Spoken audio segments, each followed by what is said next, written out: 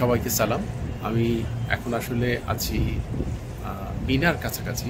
এই জায়গাটাকে সিসা বলা হয়। আসলে এই এলাকার আশেপাশেই আমরা আমাদের হজ পালন করে থাকি। এখানে মিনা, মুজদালিফা, আরাফা সবগুলি খুব কাছাকাছি ওয়াকিং ডিস্টেন্সে। তো আপনাদের সাথে একটা জিনিস শেয়ার করতে আসলাম যে আমার পরিচিত একজন আহ, আমার সাথে আজকে সকালবেলা একটা জিনিস আলাপ করছিলেন যে আসলে মাহিরের যে ব্যাপারটা, যে অটিজম বা শুরুর দিকে আমাদের এই ও যে অটিজম স্পেকট্রামে আছে এটা আমরা জানলাম কিভাবে, এবং জানার পর আসলে আমরা কি করলাম, যে এই জিনিসটা জানার পর আমাদের স্টেপগুলো কী কী ছিল এবং কিভাবে আমরা আমাদের কাজগুলোকে গুছিয়েছি।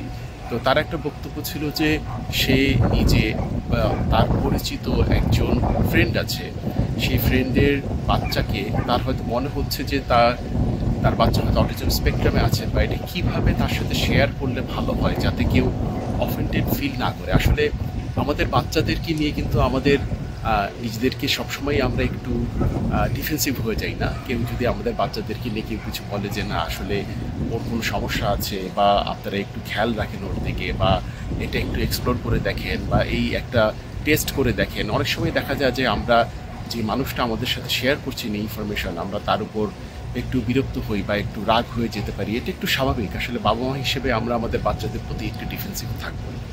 তো মাহিরের গল্পটা যদি একটু শেয়ার করি, আমিও আসলে এর ব্যতিক্রম ছিলাম না। আমরা মাহিরের বয়স তখন 1 বা 1.5 বছর। তো আমরা একটু লাকি যে আমাদের খুব ক্লোজ সার্কেলের মধ্যে একজন পেডিয়াট্রিশিয়ান বন্ধু ছিল।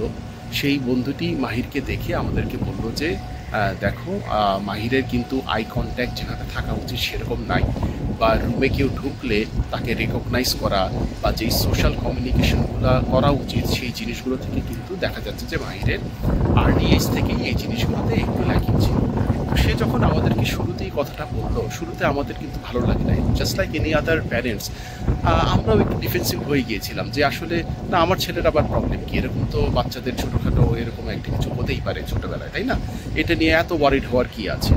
কিন্তু আমি আপনাদেরকে রিকোয়েস্ট করবো যে এই টাইপের কেউ আপনাদেরকে কোনো সাজেশন দেয়, আপনারা একটু ওপেন মাইন্ডে সাজেশনটা চিন্তা করেন যে আসলে যে আপনাকে সাজেশন দিচ্ছে তার উদ্দেশ্যটা একটু খেয়াল করেন। তার উদ্দেশ্য কিন্তু আপনার জন্য খারাপ কিছু করা তা কিন্তু না, বা আপনার বাচ্চার খারাপ কোনো কিছু খারাপ হোক সেটা না। সে কিন্তু চাচ্ছে যে এই টাইপের এক্সপেরিয়েন্স থেকে বা এই টাইপের ইনফরমেশন যদি কোনো কারণে আপনার বাচ্চাকে হেল্প করে, সেটা যত তাড়াতাড়ি করতে পারে তত তাড়াতাড়ি কিন্তু ভালো।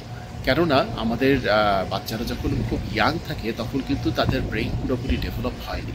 তাদের ব্রেইনের যে নিউরাল সার্কিটের পাথওয়েগুলো আছে বা নিউরাল প্যাটার্নগুলো আছে, সেই প্যাটার্নগুলো মাত্র তৈরি হওয়া শুরু করেছে। তো এর মধ্যে যদি অনেক আর্লি ইন্টারভেনশন করা যায়, যারা কিনা অটিজম স্পেকট্রামে আছেন, সেটা মাইল্ড অটিজম হোক বা একটু সিভিয়ার অটিজম হোক, যদি আর্লি ইন্টারভেনশন করা যায় তখন কিন্তু ব্রেইনের ডেভেলপমেন্ট বা নিউরাল পাথওয়েগুলো ডিফারেন্টভাবে হয়, যেটা কিনা বাচ্চাকে যত আর্লি ইন্টারভেনশন করা সম্ভব তত কিন্তু বাচ্চার জন্য ভালো। কেননা সে অনেক কিছু হয়তো রিকভার করা সম্ভব। আমরা যদি বেশি দেরি করে ফেলি তখন কিন্তু দেখা যায় যে এই রিকভারি হতে আরও অনেক বেশি সময় লাগে। কারো কারোর ক্ষেত্রে হয়তো রিকভারিটা পুরাটা হয়তো করাও সম্ভব না।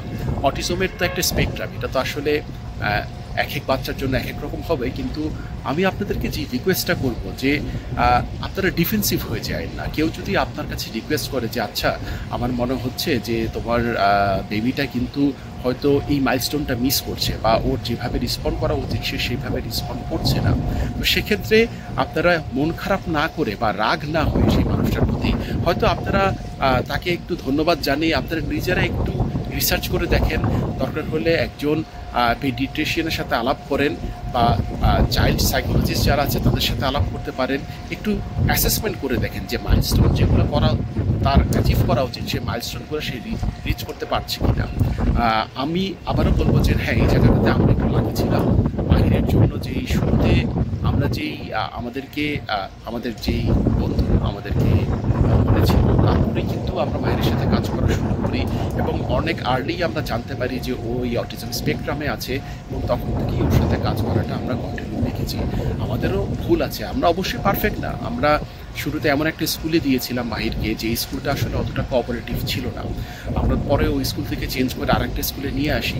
সেই স্কুলটা আবার অনেক বেশি কোঅপারেটিভ একটা ইনক্লুসিভ স্কুল, এবং সেখানে আমরা মাহিরের জন্য অনেক বেটার সাপোর্ট পাচ্ছি।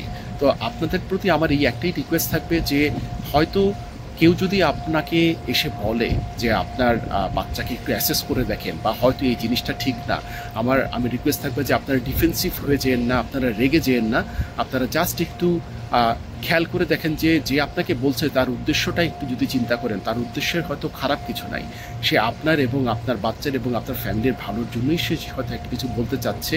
আপনারা জাস্ট একটু ঠান্ডা মাথায় অ্যাসেসমেন্ট করে দেখতে পারেন, এটাই রিকোয়েস্ট হবে। সো ধন্যবাদ সবাইকে। আমার জন্য এবং আমার ফ্যামিলির জন্য দোয়া করবেন। আমি এখন মক্কায় আছি, খুব শিগগিরই হয়তো হজ করতে যাব। আল্লাহ আমার হজকে কবুল করুক, এবং আপনাদের সবার জন্যই আমার শুভকামনা রইল। ধন্যবাদ।